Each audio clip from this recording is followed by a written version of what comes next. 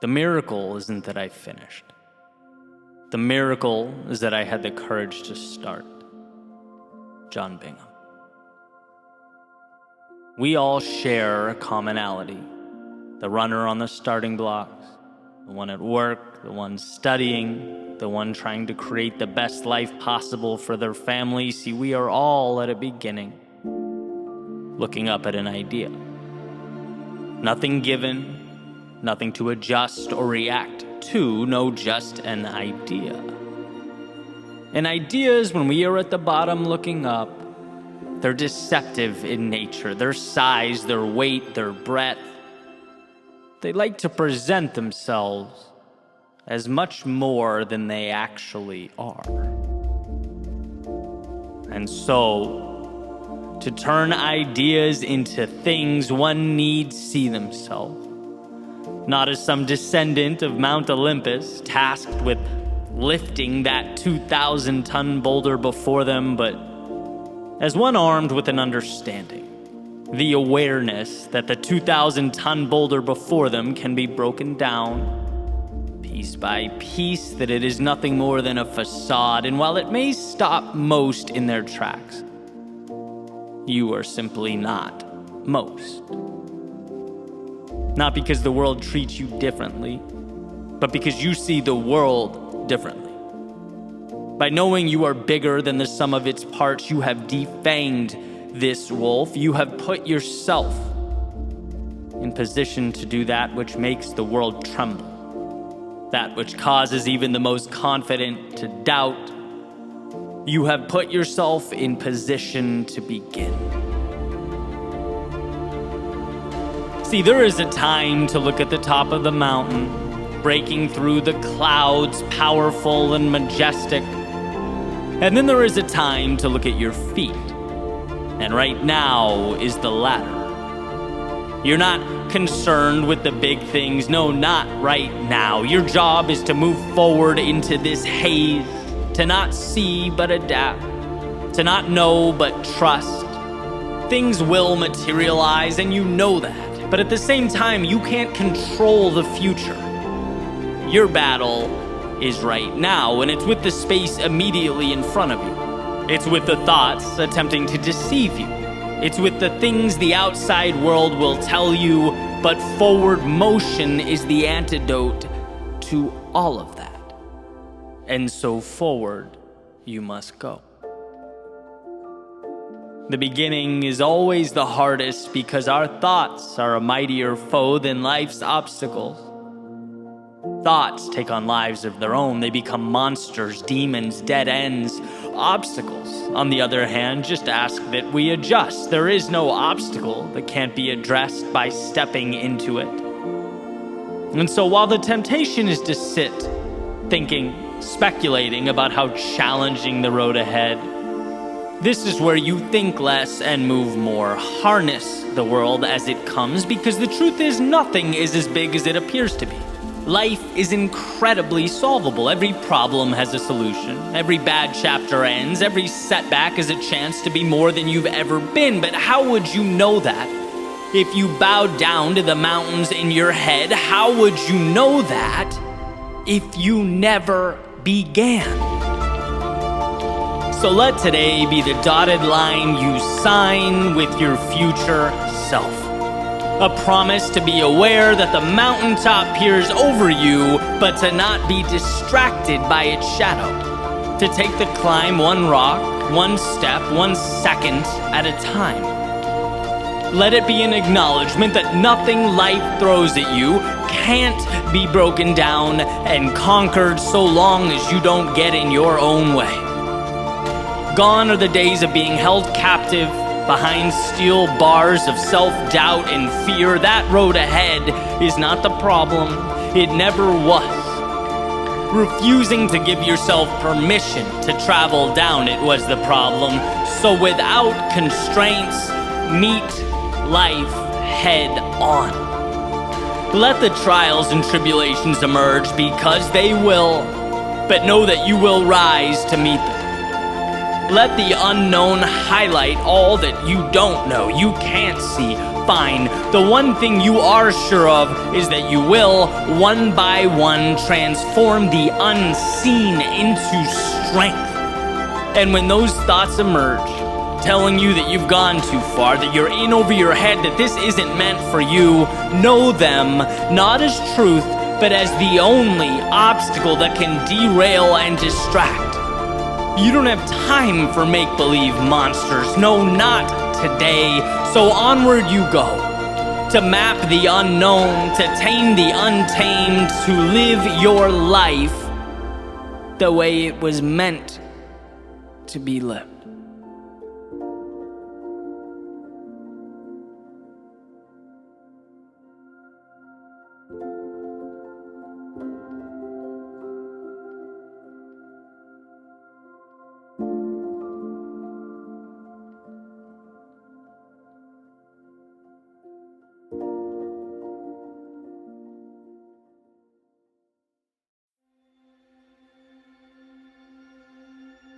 It's no secret that the best things in life come with the biggest price tags. The victories, the transformation, the things that ultimately define your journey, they're made of something different. And in fact, if you look at the etymology of the word extraordinary, it means outside the normal course of events. It means it requires of you something bigger. Robert Frost has a beautiful quote that the best way out is always through. The only way to redefine reality is to stop running in place and look the now square in the eyes. And when I think about my story, my growth, the greatest adversary I've faced hasn't been instances of misfortune or setbacks.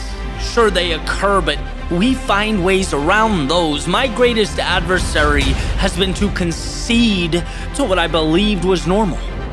To hope or expect that somehow things would change on their own, that the world would ultimately rearrange itself for me. But this way of thinking needs to be changed, because where there is no accountability, the power is in the situation. But when you find the courage to face every problem in your life head on, you suddenly find yourself where you need to be, in control.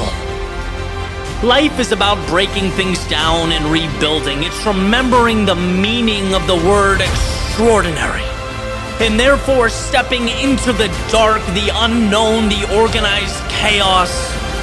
Not going around the discomfort, but storming the castle, because it's here that greatness lives. It's by paying a price in strength and courage that reality will ultimately bend to your will. While life might tempt us, while pride might beg us, the best way out is always through.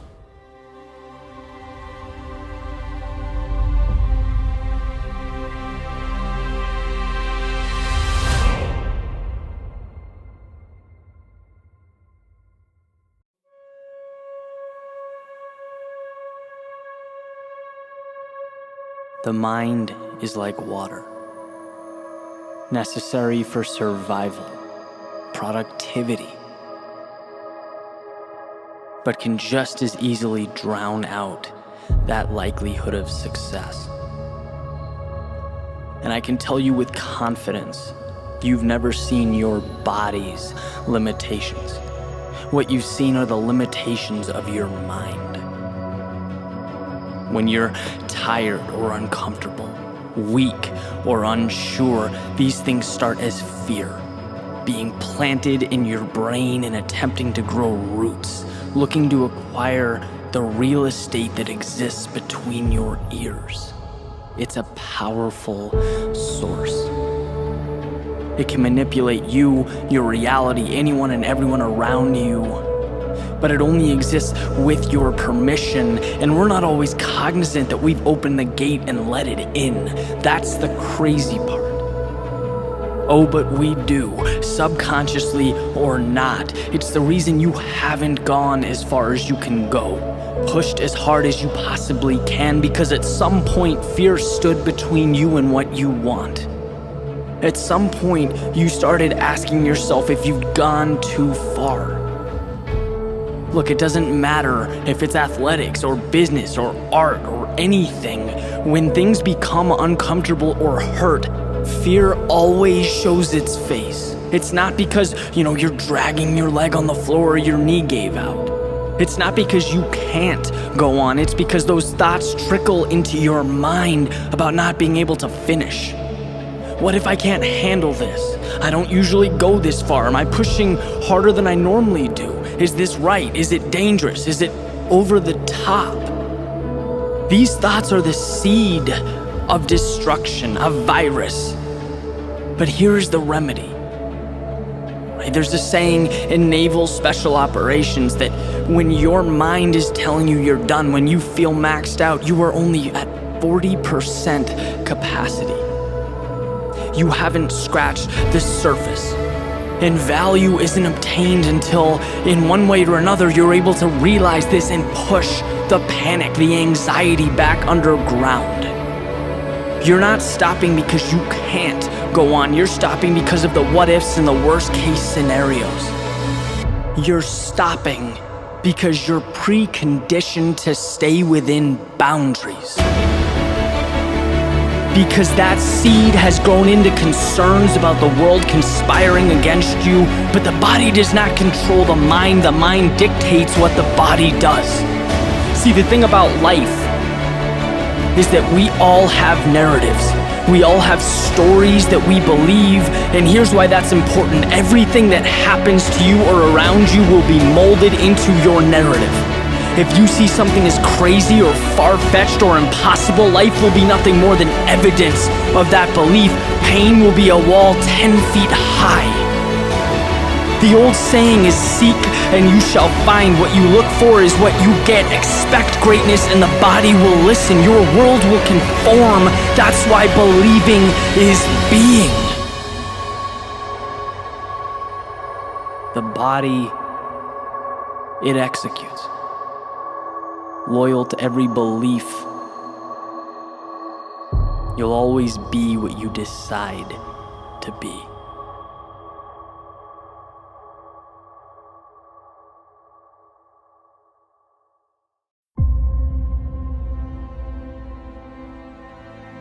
There's a quote from Henry David Thoreau that I've learned to love over the years. He says, "We are constantly invited to be who we are."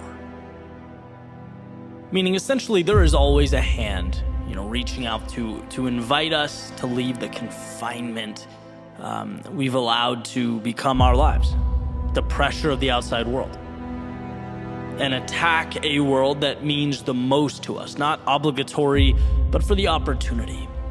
Because it's there, it's perpetually available, and that's what Henry David Thoreau means. And what's interesting is the second we lose sight of this, our lives become consumed with things that really have no relevance to our goals or our objectives. In fact, the daily routine becomes the goal. It's the box that needs to be checked to feel accomplished. We do things because, well, isn't that what you're supposed to do? Adhere to rules and processes and guidelines, almost like we forget why that routine matters. Like we forget the car has to go somewhere of relevance. You don't just get in and drive it to drive it. That doesn't make sense.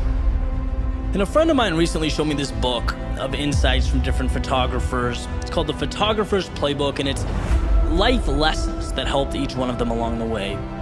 And one that stood out to me specifically was Andrea Parleto.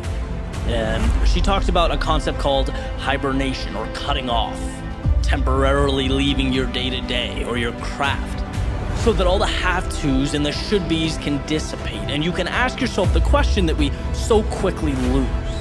The question that should be the target, that should be the foundation we build upon. Who do you want to be? Because when all is said and done, and you're looking back, that's what will matter. That's what will dictate your happiness. Not that you were 5 for 5 on your checklist every day on your 20s, 30s, 40s, and on, right? No, what does it look like when you peel that back? What does it look like under the surface? What makes you, you? And sometimes we have to step back, go away, leave the day-to-day world we've created to see life from a different angle.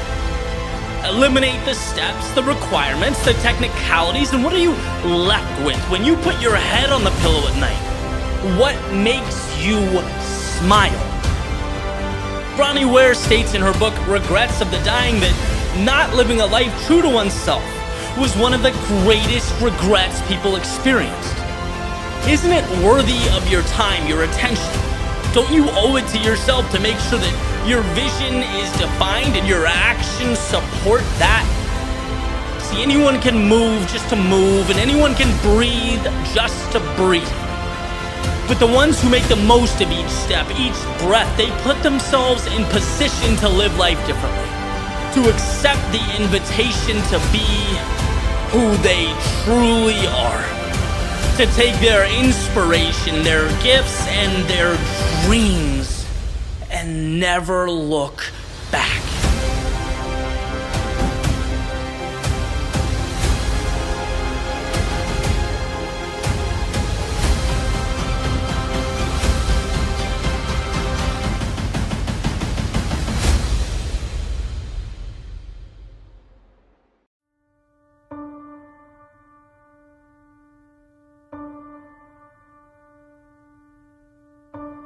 Stay awake long enough to capture the reality in front of you, but not so long that you forget to dream of new realities.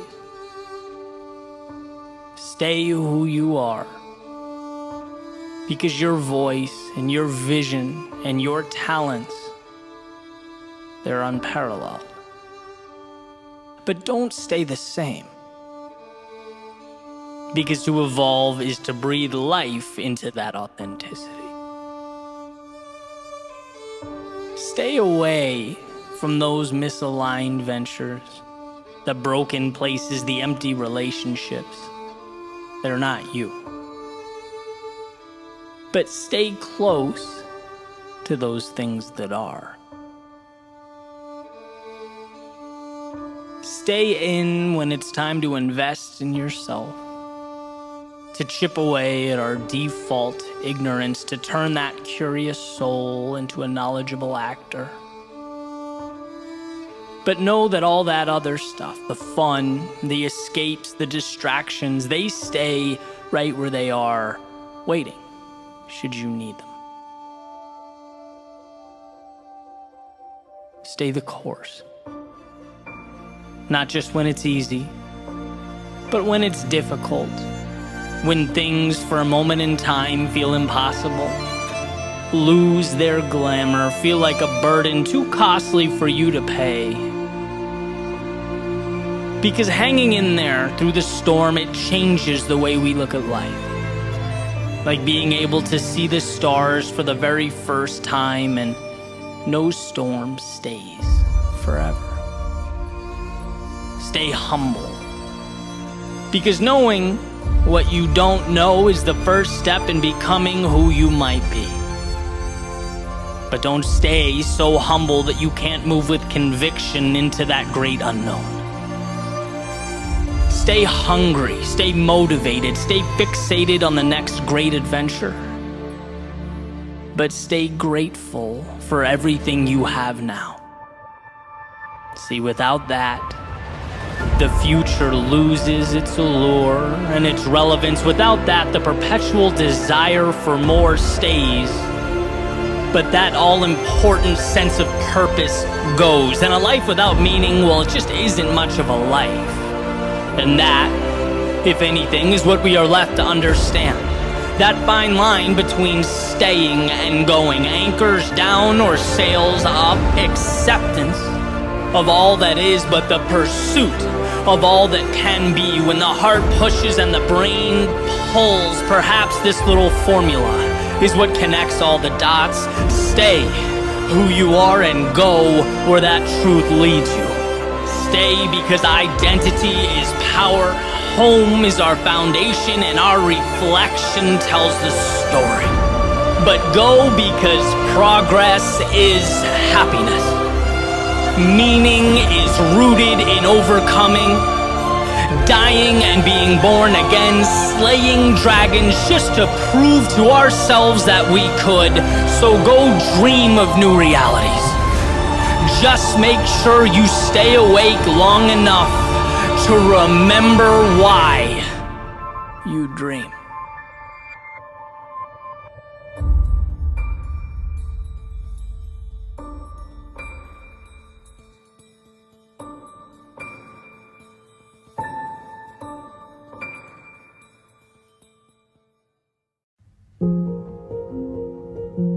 There are no wrong turns in life. What do I mean by this? Well, our problem is often not that a mistake was made, but rather we didn't see the value in that quote-unquote mistake. We stop, we lose faith, we question ourselves, even though we actually got what we needed. It was there, we just couldn't see it in the moment. And so the question is, why look for what you don't have? Why always be searching for the delta when every decision hands you something new, something powerful? Almost like we're walking on this path, and every time we do something, not necessarily the perfect thing or the thing we drew up, but something. As long as we do something, we get to put a brick down, another step to walk on in the path before us. We get to expand in some way. We're wiser, stronger, capable of more. And where sometimes we think we need to wait for that perfect brick, to take that perfect step. But if we can get beyond that and focus our attention on just getting more bricks out in front of us, we allow the answers to materialize. The question is, will you let them?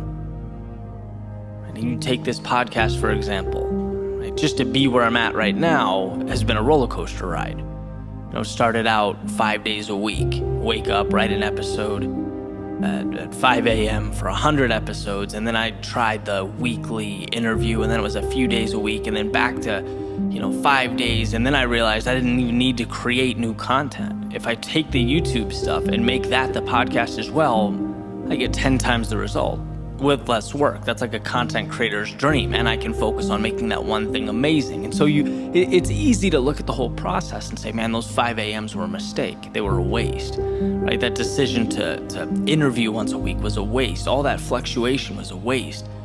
That's not true. You don't realize how much you learn. I don't get where I am today without scrambling at 5 a.m. to create content that is not what it is now, right? Just like a year from now, I won't be where I am without the mistakes I make today.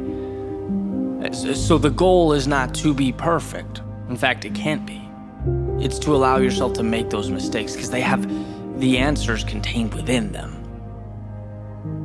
And that's my point, is that, I've found the greatest outcomes are derived from not always trying to do the right thing, but rather promising yourself you'll do something. When you expect to look like a fool, you can then relish in all the wisdom that comes with it, right? Those wrong turns, they'll always take you where you need to be if you don't abandon the journey. That's what it's about, sticking with it, not abandoning why you're there. There's a saying that really stuck with me, and it's that you are your own experiment. Meaning life isn't about getting it right. Life is about trying and pushing and adjusting and eliminating the things that aren't quite you, until you're able to refine the world around you. And I make that distinction because getting it right implies that if the answer you're looking for or the answer you think you need doesn't fall right into your lap, then it's a loss, or you've done yourself a disservice. And it's like, no, the greatest things we create, the greatest things we become, they're all derived from embracing those wrong turns because they show us something new, a new route, a quicker way, maybe a scenic path. Maybe you pick things up along the way that redefine the context of the whole journey. Maybe you even find in your detour a destination better than the one you were headed towards. points. You cut ties with plan A. That's experimentation, that's growth, that's what you cannot be scared to do in life if you want to make an impact. And so I'll end with this: life, it doesn't stop until you do, and that will always be the case. For pursuits big and small, far and wide, the right thing isn't found, but discovered by willingly undertaking many wrong things, by not being so results-oriented that we, ironically enough, ignore what brings the result. Life is a process, and one in which the picture isn't always clear right away. But if you hang in there long enough, if you're willing to adapt and adjust and grow, that picture ultimately will take shape. Remember, there are no wrong turns in life. Only turns not taken.